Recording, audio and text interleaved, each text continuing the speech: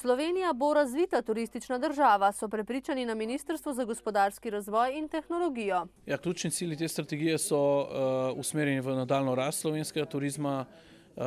Zdaj smo na približno 2 milijardah evrov deviznega priliva, ob koncu strateškega obdobja si želimo 3 milijarde letno.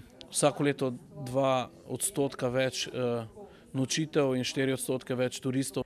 Razvoj turizma bo temeljil na dvigu konkurenčnosti ter učinkovitem in inovativnem trženju.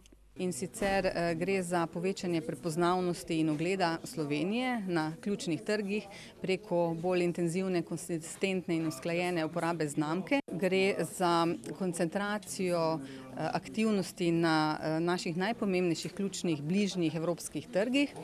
Povečati nameravajo tudi delež digitalnega trženja, saj so informacije spleta drugi najpomembnejši vir za odločanje turistov pri iskanju destinacije. Spodbujali bodo inovativne, zanimive turistične produkte, poudarjajo pa tudi partnerstvo s civilnim, zasebnim in javnim sektorjem. Pri razvoju dolenjskega, posavskega in belokranjskega turizma pa bo po Hribarjevem mnenju veliko odvisno od naložbenikov.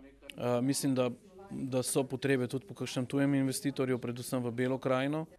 Sicer pa podatki za prve 4 mesece tega leta kažejo, da Slovenijo obišče vse več tujih turistov. Za 5%, se pravi nekoliko manjša rast, ko smo jo bili vajeni lani, ko je bilo rekordno leto, pa vendarle je ta rast večja, kot se je zgodila na ravni Evrope. Medtem ko je število domačih turistov pričakovano, pravi Pakova, upadlo za 2%.